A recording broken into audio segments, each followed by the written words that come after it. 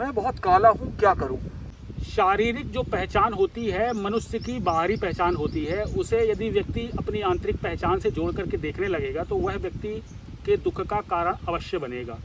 इसीलिए आपको अपने चेहरे के स्किन के किसी भी प्रकार के कलर से या अपने बाहरी रूप या आकर्षण से इतना ज़्यादा प्रभावित नहीं होना चाहिए, ना ही अपने जीवन में उस विषय को इतना महत्वपूर्ण समझना चाहिए कि आप अपने काले स्किन होने के कारण यदि अपने आप को कुरूपता से जोड़ करके देख रहे हैं तो यह सामाजिक एक व्यवस्था है जो वेस्टर्न कंट्रीज़ ने अपने गोरे कलर होने के कारण बहुत वर्षों से लोगों के ऊपर राज किया, लोगों पर अधिकार रखा। इसीलिए उन्होंने यह विचार सबके मन में डाल दिया है कि जो सफ़ेद कलर की स्किन होती है वह विशेष होती है। वास्तव में देखा जाए तो स्किन एक जो क्षेत्र के हिसाब से अपने आप को खुद ढाल लेती है। यदि आप जाएंगे कि जो गर्म प्रदेश होंगे वहाँ के लोग आपको स्किन में डार्क मिलेंगे। इसका मतलब क्या है, प्रकृति ने ऐसी व्यवस्था कर रखी है कि जैसा देश वैसा आपका भेष ऑटोमेटिक आप उसी के अनुकूल बन जाते हैं। तो यहाँ आपके स्किन का कलर गोरा या काला होना इस बात का मतलब सबूत नहीं है कि आप सुंदर नहीं हो या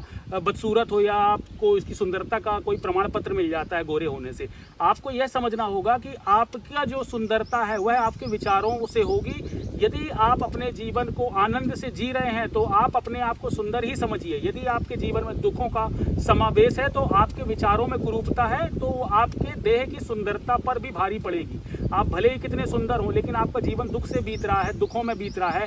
सुंदरता, चेहरे की सुंदरता होने का सीधा सीधा उद्देश्य यह है कि आप अपनी सुंदरता को किसी और की दृष्टि से प्रमाणित करते देखना चाहते हो। तभी आपको लग रहा है कि आपका जो स्किन है वह आपके जो विचार हैं उन पर ज़्यादा प्रभावी है। इसीलिए तो आप कह रहे हैं कि आपको काले होने पर आपको समस्या है। जो मनुष्य की जो स्किन होती है वह समय के अनुसार, अपनी स्थितियों के अनुसार या क्षेत्र के अनुसार अपना रंग परिवर्तन करती रहती है। तो आपको उसके अपनी पहचान जोड़ करके नहीं समझना चाहिए और ना ही अपने मन में इस विचार को रखना चाहिए कि आपके गोरे होने से या आपके शारीरिक बनावट अच्छी हो जाने से आप किसी भी प्रकार के जीवन में कोई प्रतिष्ठित हो जाने वाले। यहाँ समाज में प्रतिष्ठा उन्हीं व्यक्तियों को मिलती है जो व्यक्ति अपने जीवन को दूसरों के हित के लिए संघर्ष में झोंकते हैं।